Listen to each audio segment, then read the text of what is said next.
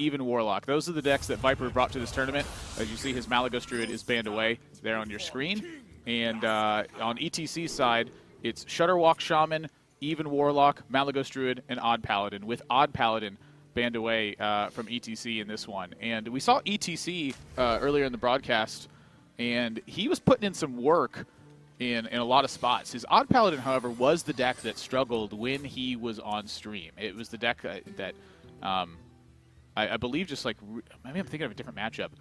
I think I'm thinking of a different matchup. Excuse me. It's the start of the day, and I always have a fumble when it comes to these first games. But ETC on broadcast, you know, I've seen him a handful of times over the course of this year. Every single time, I just love.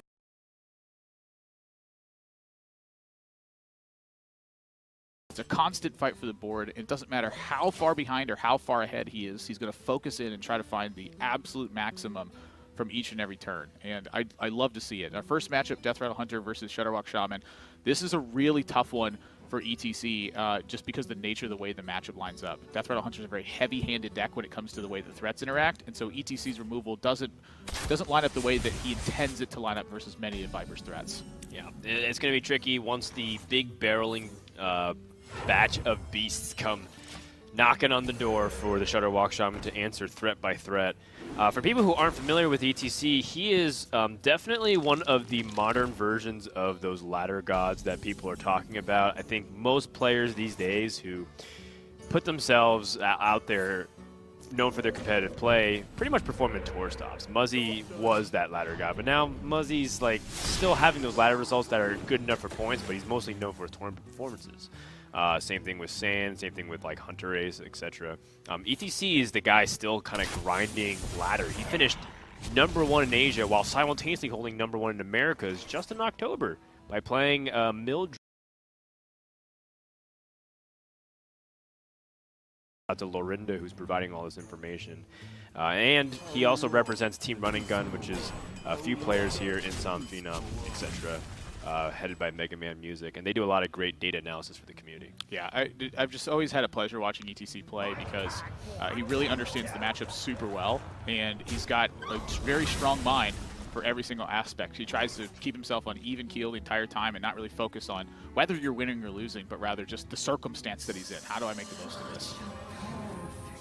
So he clearly knows what he's doing, and I think that's great because, you know, people have a little bit of a stigma against people that can only play ladder. I mean, that's kind of something that Tyler had to shake off for years. Just like, well, this guy knows how to play Aggro Shaman, can hold #1 on 3 servers just like ETC did. Can he actually bring it to tournaments? And I think that's something that is a little bit of a mental block for some players sometimes, you know, because ladder is different in terms of the competitive environment than a tournament where you play best of 5 lineup at a band. Yeah, also it's just the nature of the environment too. You know, when you're playing ladder at home, comfort, it's easy to keep yourself fresh. It's easy to stay in that mindset. Pick your times where you best perform. Yeah, the hard part is actually doing the performance part of it. When you're in a tournament, you have that added pressure of you know that there's people watching you. You know that people are going to think about the plays that you're making and analyze them, you know, with like excruciating detail. And I think that, you know, kind of talking about the issue you're talking about with ladder players and a bit of that stigma, I don't think that the championship performance of Tyler lived up to that reputation that he had. And the points that bring him to Worlds this year, that's really the testament of it, is that, yeah, he might have had one performance that wasn't up to the standard you expect from him, but overall throughout the year, that consistency has been there. Swamp King Dread hits the board. This is one of the more interesting tech cards in this series that we can talk about. Yes, I love it. It's kind of got this little snipe effect, and it's got the rush from the Houndmaster Shaw. What can't Swamp King Dread do? Well, opponent plays a minion unless they want to get Glacial Sharded. That's really one of the core interactions that I have found against Swamp King Dread. Is I initially had teched it into a Death Rattle Hunter a while back as a way to try and counter Quest Rogue. But then I found out they could just Glacial Shard it and complete their quest as they wanted to, and I was like, oh, that doesn't fit really the way I was expecting. Yeah. I think the main reason it's in here for Viper is that 7 mana for Death Rattle Hunter, you know, being a deck that wants to curve out, you don't have a strong 7 mana card that can apply pressure to your opponent. And so Swamp King Dread just being a 9/9 for 7 mana can shore that up, and at the same time, it's a great cube target. And so, you know, because such a big part of Death Rattle Hunter is being able to have strong game against Druid, it's just a card that ends up working quite well in that slot, so you can continue to maximize pressure every turn. Speaking of maximizing pressure, you can see Viper choosing Prince Kalisteth over other cards to fill out his curve and set up for the best King Crush, but after that, he's going to be out of gas. ETC has drawn a lot of cards, and this Grumble setup into the Shudderwalk might even be just good enough to stave off the pressure. You don't need it to have all those insane battle cries in the pool sometimes, even though ETC has them all at his disposal. Oh, Cube gets drawn, and that's really an important draw, I'd say, for Viper. You know, this game has not gone how he envisioned. I would say, to say the least. ETC, he's gotten the checklist available. He's been able to hold Viper off from pushing too much damage. And with King Crush and Cube in hand, you know, I'd venture to say that Cube could come down this turn, you know, mostly as a way to protect from AoE. But, you know, for Viper, this is not looking super strong right now. The last card is King Crush. That's a great card to have as your last card. But the offense is not there right now. And with the time, ETC is going to be able to continue to defend, continue to just chain together this this checklist of cards until Shudderwalk has its ideal moment. One thing that I feel like I can appreciate about it is that both these players are playing very quickly, and it just shows the experience that they both have. We already know how good Viper is. He's top 8 at tour stops this year. He's qualified for the World Championships back in summer. And so he, by all means, this is for him more for staying in form and for sport. You know, he enjoys just the thrill of competition. And the ETC has had so many reps that he feels comfortable with it. Okay, well, he still has Zola in the pool, so he should be able to at least get another rep. There we go. Yeah, I was having an uh-oh moment. If you saw that Zola happen before that Serenite Chain Gang did, you know, that's really the nightmare scenario for ETC. But, you know, when you end up with 3 Shudderwalks on board and you got a fresh one in hand, Viper's out of gas, and it's going to be game 1 ETC. Yep, pretty straightforward game over in China with Muzzy and Fino both bringing it. Muzzy getting a top 4 finish, playing the Gonk, the Raptor Malygos Druid. And I want to see if ETC can also show us here in the States whether or not that deck is legitimate, or perhaps it's because Druid just has such a strong foundation that, you know what, it's okay. You can just pick whatever top end you want to finish the game. Yeah, so the Gonk in ETC's deck list is a supplemental package to Malygos. Malygos is the main package that's in there, and Gonk the Raptor is in there with 2 copies of Pounce. It's a 0 mana spell for Druid that gives your hero +2 attack. The only way he can actually duplicate that effect is with Forbiddeness Floop, and so that requires you to have you know, an over 10 mana turn. So either a discount from Dream Petal Florist onto Gonk, or to be able to play Gonk and have it live and play a Forbiddeness Floop on the next turn. So it is a supplemental package to the Malygos effect, but the idea behind it is that you get Gonk the Raptor in play, the 7 mana 4/9, when you kill a hero, you get additional attack. And if you have 2 of them in play, when you kill a hero with an attack, your hero gets 2 additional attacks from that. So if you're having a high attack on your side, you can actually chain together hits on low health minions from your opponent and build up enough extra attacks that you can hit face for an enormous amount of damage in that single turn. So in ETC's deck, he's kind of trimmed his removal to be more focused on efficiency, and at the same time it has this benefit where he goes, well, I can add Gonk in here and sometimes get an extra punch against, say, an even Paladin or you know, a weak Death Rattle Hunter board or what have you.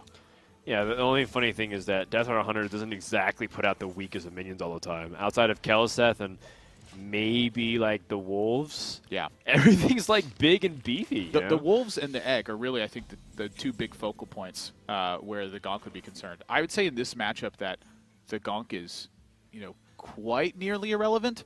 The 7 mana 4/9 I think is probably the most beneficial part of it in this matchup. You know, this is a tough one for any Druid to really get by, as Death Rattle Hunter just has such large threats that Druid removal is not super well suited to take care of.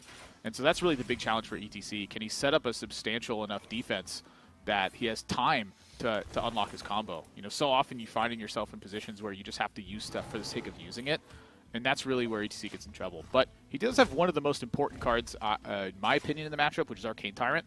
I think that if ETC is able to get Arcane Tyrants on a defensive position, you can use those to really leverage the taunts and push the Arcane Tyrants for damage to make your combo easier to access.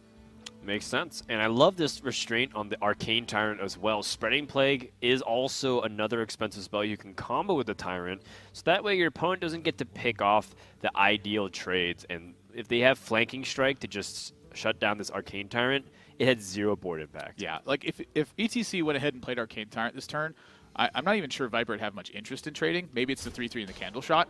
But he has a big interest in keeping 5 attack minions pretty fresh and going face. And so for ETC, if he plays that, it really just weakens the way his spreading plague is going to work out, and he also a lot of times loses the benefit of the damage that it could provide. So this iteration, when it was became the premier iteration for Arcane Tyrant, I think really changed the way you played a lot of these Druid matchups, and it's so common to see now. But it's still a very wise thing to do. Oftentimes, you want to hold Arcane Tyrant for a spreading plague turn. I'm just excited to see some Gonk action. I can't wait to see it. I've been waiting for some more Rastakhan shenanigans to come out today or this weekend. And a lot of them were brought, but a lot of them were eliminated, unfortunately. Huh. Okay, so this is a pretty surprising turn here for ETC. Naturalize the cube, which creates 2 5/5s, and then the spreading plague afterwards. So he is adding pressure to the opposing side of the board, but if he's able to pick off one of the Raptors on the next turn, he does get a slight benefit from the spreading plague, I believe, as a result of this. So this is kind of a curious play, and it really hard represents the way that I'm thinking, like, future spreading plagues and branching path can open this up. But yeah, I was kind of curious.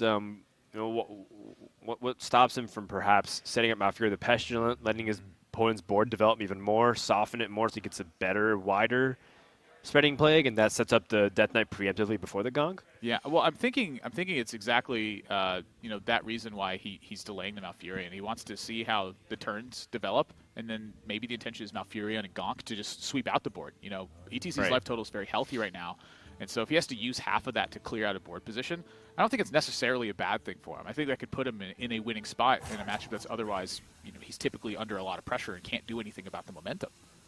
Well, that's what I was saying, though. I was saying, why not set up the Scarabs first, and then use Spreading Plague after your opponent will have killed the Scarabs, too, on your side? Because in this case, you can see that Viper's board is getting even bigger. Yeah, I think part of it is mana expenditure as well. Malfurion on 9 lets you use the hero power immediately as well. So with this extra 5/5 here, ETC could use Pounce plus the hero power to actually take out a 5/5. I'm just curious to see exactly what the game plan is here. Gonk is a very strange card, but I think it can be a very good card. And I'm guessing ETC with Malfurion and Gonk in hand is looking for something to make happen there. Yeah, because your attack can go up to 6. It'd be 5 in this turn with Pounce plus the hero power. Oh, 5, you're right. No copies of Claw you could in the deck or anything like that. It's Pounces and the hero power. I was trying to think, like, could you do the Deathstalker Rexar thing, like hero power, and then transform the hero power again? But yeah, it's not possible. Yeah, if you have like an Innervate, you're able to cycle hero power and then do that. Just gonna clear off the weak stuff, and yeah, chip damage. Chip damage is so important in this matchup for ETC because it's just he finds himself having to use swipes defensively, and you just don't have time to set up Malfurion and wait until you have all the damage pieces to burst your opponent. And so every single point of damage that he can stick on Viper makes that easier to access. And so it keeps that pressure on Viper to have to respond with a very difficult to approach range himself. And so Ziliax and Rexar being in hand, those feel like they could be important tools this game, even though they're typically just almost dead in this matchup. Right now, he's got one of the most important cards in his hand with Katharina, though. But, you just draw Mind Control tech on this board. It's worth thinking about. Yeah, he has a lot of plays available to him. If he wanted to go for Mind Control tech, he could set up a powerful 5-mana drop after that. But Katharina sometimes just feels too hard to pass up. It's easily the most important card for the Druid matchup, I'd say. Yeah. And if not for the Chargers, just for the big, fat bodies, the Winter Grizzly's hard to get past. You can't really gonk that. At least not easily. Yeah, and Viper's even contemplating a trade here. If ETC naturalizes this 3/12 and starts pushing damage, do you need that extra 4, or do you need that Arcane Tyrant to be gone? And if I'm in Viper's spot, I would tend to push the damage here because of the King Crush in hand. And then also you have the Ziliax and the Rexar to gain a few extra points of health if that happens. The removal on the Grizzly, that is. Yeah, this is a really intimidating board. Spreading Plague will buy another turn for ETC, guaranteed. It just gets melted, though. Like, there's almost no progress. It gets melted, but it can potentially set up Gong's escape plan. That being said, I tried a couple games of Gonk when people were posting the list, and it was very similar to this. I was just getting overwhelmed, and I just didn't know the right time to pull the trigger on the Gonk stuff. And by the time I even tried pulling it off, I was like, well, I lose so much health anyways. I feel like I just lose. Yeah. It feels like a tricky deck. A big part of that is the nature of this matchup. Your removal and your defense just does not line up well versus the offense. It just becomes a very difficult thing. And, you know, I wish ETC the best of luck in this scenario, but it is looking mighty rough to get out of this. It's too many Devil Swords. Just too much stuff. And the Witch of Grizzly is too high health. Oh my. Is there another beast in Viper's deck? Let's look. Yeah, he's got the 4-beast package with, the 5-beast package with Swamp King Dread and Charged Devilsaur. And King Crush, and then the Witch of Grizzlies. So he does have a Charged Devilsaur remaining. Unless, I think he discovered it off of tracking, though, so I think he has no more remaining beasts. If that's the case, all the beasts are in hand at that point. Wait, the Swamp King Dread would be there still, wouldn't it? You are correct. That's from the previous game, right? The Shutterwalk Shaman. Oh, Dread kills the Gonk. Dinosaur on dinosaur. It's true. A natural predator. So much going on for Viper in this spot. Yeah, what the heck? It's just so much stats being put out turn after turn. Yeah, and this Rexar is just devastating too. It allows the Cube and the Grizzly to run over some of these minions. This board's getting softened up, so, you know, not keeping anything on the other side is important. And yeah, I bet he wish he had that swipe now, because then he could play Malygos, but he wouldn't even survive the following turn. That's the nature of this one. You got to get going quick, and you got to be able to fend off the assault. And if Viper's hand is, you know, saucy as it was this game, you know, Druid's it's really not going to get there. It just doesn't have the tools to get it done. 33 damage showing on the board, so even an armor up with Malfurion's hero power means ETC is still dead anyways. And these are all great combo pieces. But that's all they are, pieces. Yeah. Nothing complete. It was missing, like, insane early ramp. A lot of times, an early twig could be enough to pressure. Was missing the ultimate infestation on his first 10-mana turn. You know, against Hunter, you don't have time to mess around as Druid. You have to have the goods at every step.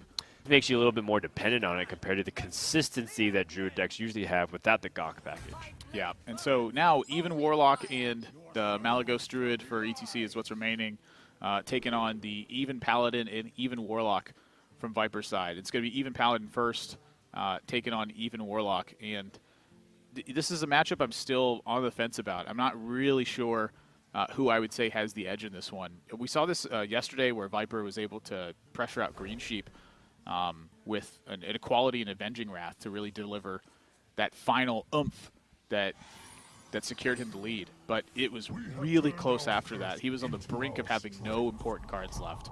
Yeah. And so for ETC, I look at this opening hand, and this feels like the kind of opening hand that you want, where you have a lot of options across the board. You have options for removal in the middle of the game with Spellstone. You have options for board sweep sometimes with Defile.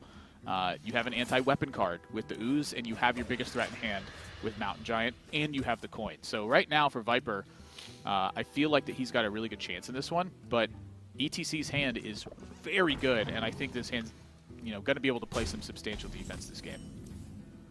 One card I would say to add to that is don't sleep on Spear the Tiger. That card has a lot of explosive power behind it, but Viper doesn't have the hand to back it up right now. Not right now, but you're looking at Blessing of Kings, you're looking at Spike Ridge Steed, and you're looking at the potential of Equality and Consecration post-Tiger. I think the Tiger makes a lot of sense in even Paladin because of the way that it sets up with your buff cards and the way that it sets up with your clear cards as well. Playing a 4-mana 0/3 with Stealth is not exactly spectacular on-board play. So if your opponent doesn't have a super threatening board, a lot of times you can take the time to get Tiger down, and if your opponent extends very aggressively, Equality and Consecration is not only a way to to clear out their board, but it's a way to get back on board yourself. Against an aggressive deck, you can set it up going into a 6-mana turn and then Spike Ridge Steed and get another threat alongside it.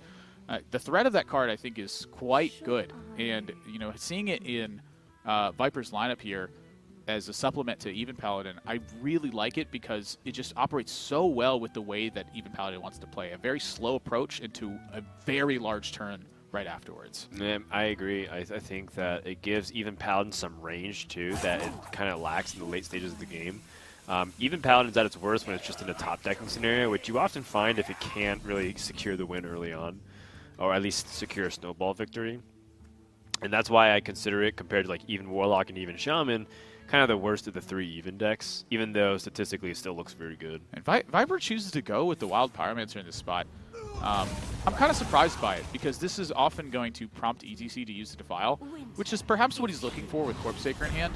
But Wild Pyromancer plus Equality can serve, you know, a very real important purpose in this matchup. Especially against this deck. Yeah. That puts out so many big minions starting from turn 3. So my guess was that if he didn't see AoE, he has a way to actually contest Giant on board if he wants to. It is a lot of damage if ETC doesn't have AoE.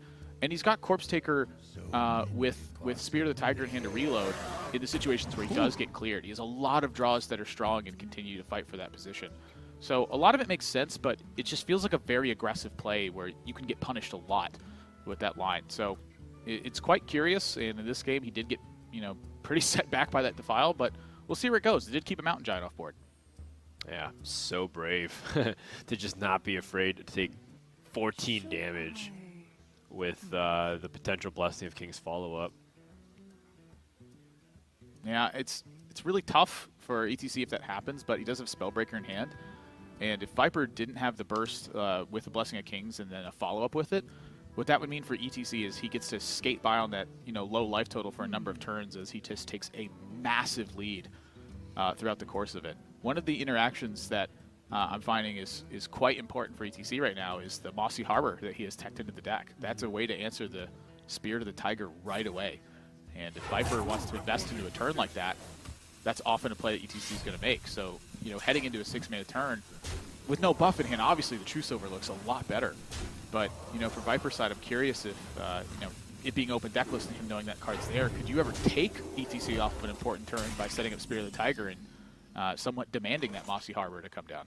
I would if there's actual follow-up to it. The best thing he can do after the Spear of the Tiger is Sunkeeper Term, which isn't even that great to attack with in this scenario. So I would say that the True Silver Champion is the better setup.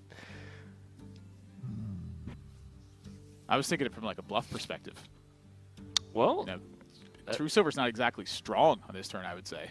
I mean, this does make it seem like Viper has an aggressive setup. He's like, well, ETC might be thinking, does he have Avenging Wrath? Does he have some of these other cards to just clear? Like, it doesn't matter if I set Hooked Reaver in this spot. Not that he could. He doesn't even have it. Instead, he's got better cards. Well, he can just ooze and... Yeah. This is looking great for ETC right now.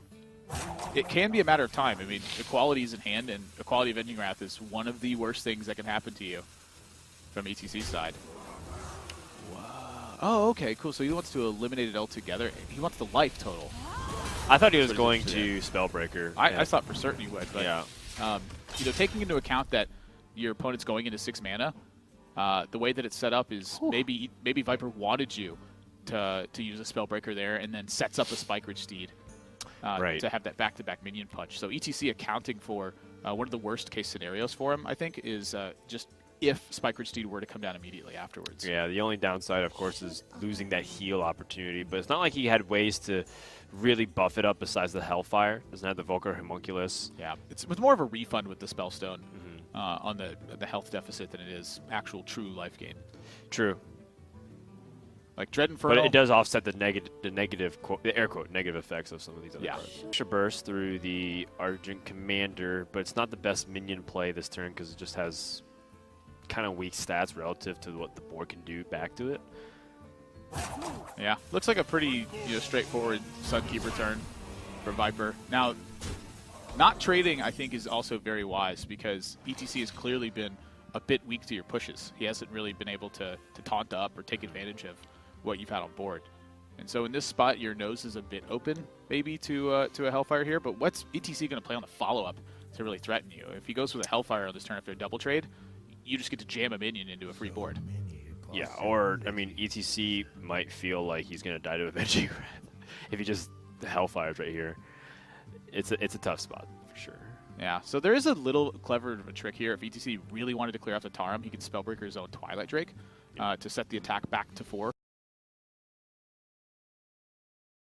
It would go to 1 health, so it doesn't have like the 10 health that it did previously. Back in the day, you know, Twilight Drake used to gain attack also for each card you were holding. So it would be a 7/7 instead of a 4/7. Yeah, it was the original 4-mana 7/7. Let's just put it that way. It was just like as good as Mountain Giant, basically. It was. In the hand decks, yeah. You can imagine why Handlock was just bonkers back then. And this is kind of an interesting setup here, too. You know, with ETC, I was a bit worried that his last turn setup didn't pay enough heed to board and being able to fight back. You know, in some of the worst-case scenarios, he's just going to get got. But in this one, the Spellbreaker pushes a bit of damage, it trades off a 3/3, and it sets up some taunts in play that are not really the size that Viper's looking to use any, you know, utility cards on. So this fights back still pretty well. But if he had Spellbreakered on the previous turn, in this particular game, he would have gotten very rewarded for that play. In the meantime, it's still just a straight-up fight for the board. And to me, it looks like Viper might be pulling into the lead over the next turn or so. You know, 1 or 2 key draws, I think, is going to really turn the game. Viper does not want to hero power into Defile. It's 1, 2, 3, 4, but he has seen a Defile already, so that makes it less likely for ETC to have the second copy.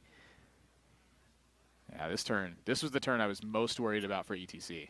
7 mana is, you know, a critically weak turn for even Warlock if you don't have a way to taunt up on that turn. I'm thinking Hooked Reaver. I'm thinking, you know, use the Sun Fury on a big minion you play. Yeah, and it's like we were talking about the Hellfire. The Hellfire sets up a really bad scenario for ETC to just get Avenging Wrath down to 0 life. Yeah, I don't think he has much of an option, though. It's just if he keeps playing with his life total too much, it's just not going to work. And so right now, the plan is to aggressively attack and get to Blood Reaver Gul'dan. Second True Silver and Corpse Taker. Wow. Big turn for Viper. Wow. That is going to be really devastating, too, because no minion can stick for Bone Mare, so it has to be Lich King, and that's just death, because Equality lets you just punch through. Yeah, there's no way around that. No minion being able to get stuck. And so now as I'm seeing it, I am quite convinced that this is Paladin advantaged. And I think that from the even Warlock side, you're going to be forced to take risks in this matchup. You're going to have to pay, you know, no heed to the steed. Yeah. And you're going to have to use silences aggressively and fight to get the lead in that board. He had Defile, Hellfire, Spellstone, Mountain Giant, Twilight Drake, Blood Reaver Gul'dan in hand. Any minion that he can stick, he could land a Bone Mare, which is a little bit, you know, useless in this position because Equality helps you get through, but the point still stands. That's some of the best tools that even Warlock has to dissect aggro outside of just having Hooked Reaver. Yeah, so, I mean, one of the big differences in that game was, you know, having to invite in ETC spot, he chose to show the respect to buff cards and the power Spellbreaker after that. Just how powerful it is. Orange, yesterday I was having a conversation on the side. We were talking about what decks to play right now. Like, if you're trying to just win a bunch of games, what are some good decks? Obviously, Druid's in that mix. Orange, as he steps away from the conversation, he goes, I think even Paladin's the best deck. He walked away. Just dropped the mic. Even after losing Call Donor, he still thinks it's one of the best decks. I think it took a long time for the metagame to settle into a spot where this deck could find the right shell. Well, it got some tools that are in the deck list, like Mojo Master Z, he's nice. Spirit of the Tiger from Roscon's Rumble and Viper's deck. I mean, the Boomsday released Crystal Smith Kangor. But outside of that, we've had these tools since the Witchwood, even though it got nerfed right after. And all of a sudden, even Paladin still makes its comeback. I think it just goes to show you that there's a lot of potency within people's decks that they don't really discover until later into the game. Yeah, apologize for the spectator here. We'll get it fixed as quickly as we can. You know, I think one of the biggest iterations for Paladin that was quite a late discovery was Wild Pyromancer being in a deck that is perceived as an aggressive deck. It feels very counterintuitive, but if you look at the way that the metagame's lined up, the fact that it's a 3-2 is important because it can pressure much better than the 2-3s can. And then also against the decks that can provide you a lot of trouble, I'm thinking like Token Druid, I'm thinking Odd Paladin. Wild Pyromancer gives you a way to swing that matchup drastically in your favor. And I think that inclusion is quite brilliant, and it's one that took a long time for players to really land on. And I think that was one of the differences in even Paladin being a contender and being like a tier 2, tier 3 deck. It's a tier 1 deck according to ladder data. Yeah, I'm saying that's with the Wild Pyromancer. You know, prior to that inclusion, I think Paladin was hovering in kind of an awkward spot. Viper in this matchup, it's necessary for him to get some threats online. And Mountain Giant's a great start. A lot of times you have to just, you know, throw it to the wind. If your opponent does not have Naturalize early on, it succeeds and it pummels your opponent. But when they have Naturalize, it is a major, major swing into the game, especially if ETC had, you know, an early wild growth as he did. The rest of the hand for ETC is marginal at best. And so Viper, I think, is going to be able to make some comeback pushes here. But he doesn't have another premium threat on this turn. Oh, wow. He's tapping very aggressively to get the Hook Reavers. Yeah, he's tapping for the Hook Reavers. And I think this is the right call. Man, that's it gets, so weird. You know, pretty rewarded with the Mountain Giant on this turn. You know, his tap on the previous turn, it really indicated that. But the other thing it indicates, too, is if Viper is able to find second Mountain Giant and find a 2-drop with it, his 5-mana turn instead becomes Mountain Giant plus a 2-cost card, which is a lot to redevelop into a Naturalize. Yeah. Here he's going to burn another card, but again, the main objective is get to Hooked Reaver territory. If he gets to Hooked Reaver territory, which is, you know, kind of slated to, he's going to have just a massive turn to push back on ETC with double Hooked Reaver. Yeah, and I like this Skulking Geist instead of the Mountain Giant, even though it's cheaper. Does give him the opportunity to shut down the Spellstone and the Naturalize right back. Yeah, it peels out removal after ETC's already used a couple pieces, but when you know those aren't there, your plays, you know, become a much better play, and then also you don't have the worry of, well, what if they have Spellstone or Naturalize? Am I just going to die instead? Man, I keep seeing this happen. With Malygos combo plus the Gonk combo, it just makes the hand a little bit awkward. It goes in two different directions. You want to save both of these for the ideal setups. Yeah, it's just a 4-9. Yeah, both Spellbreakers are gone. Start battling. It's much less about the effect and much more about the body in this position. I think the effect would be great, though, still, given that he has Pounce. Now, if ETC had not had a development turn, for Viper, this was a really interesting spot because in order to get to the Hooked Reaver turns, he would have had to Life Tap and Hellfire. And so that's going to end up being delayed, and you're looking more at like turn 9 or turn 10 territory before that happens. Well, that was before he knew he was going to draw into what he did. He was planning to Life Tap pretty much almost every turn going into turn 8 for the double Hooked Reaver.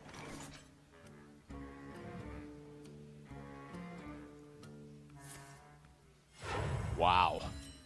Oh, wow. So this is the Moonfire plus the Pounce. You use 8 of your health, you get additional attack, and this allows you to clear off the Skulking Geist same way. So ETC takes 12 in this spot, but the one thing that Viper's deck is really missing is burst damage.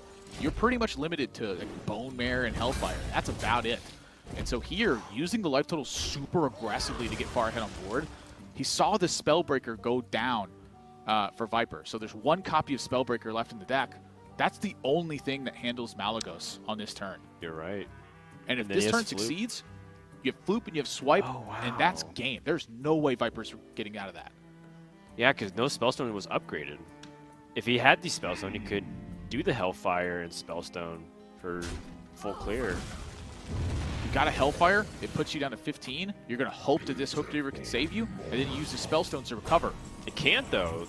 Malygos plus Swipe. That's an 11 damage splash on the Swipe. 14 main, 11 on the side. Yeah, ETC's just counting again, but this was a turn 9 kill. I take it entirely back. This was turn 8.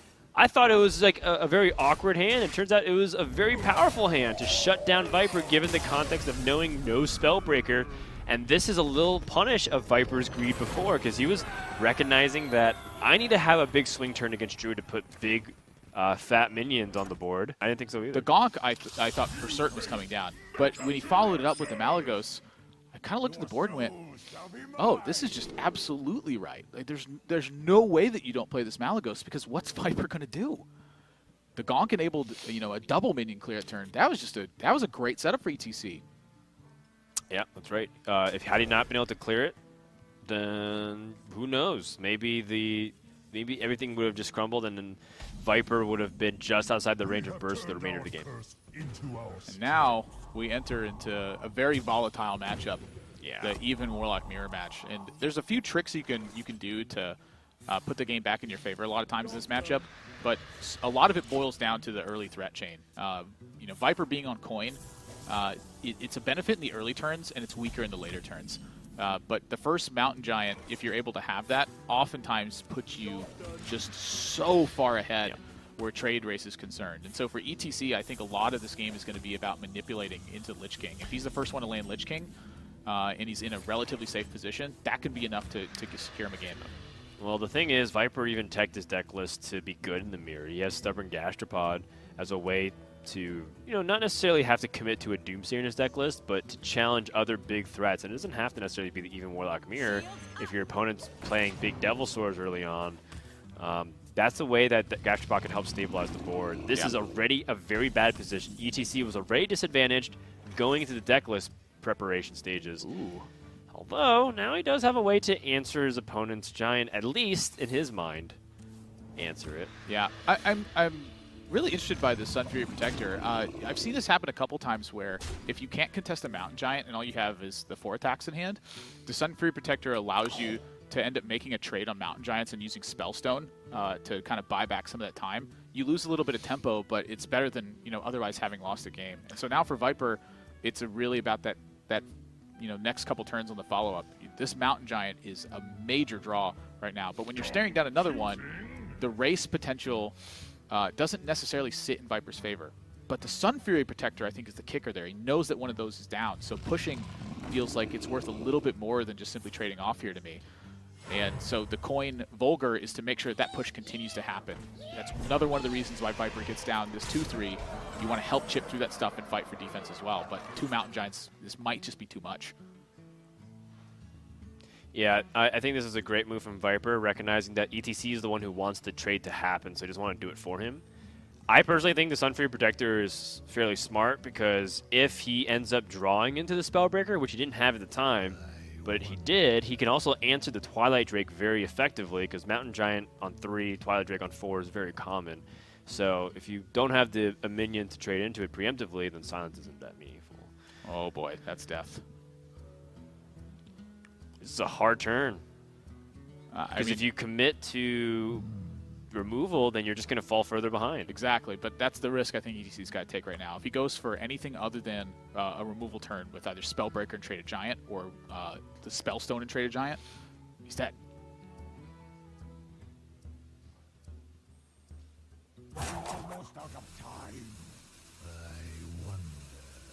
Yeah, Hooked Reaver doesn't even necessarily stop like the onslaught of pressure, right? Because your opponent just pushes through with 8 more damage, and they could have like Hellfire and other things to really cut through. But ETC takes the risk. And Viper is going to crush through Spellbreaker to get past the Hooked Reaver. And you can just see that having that early Mountain Giant advantage is really important, but also not relenting in game number 5 as we close out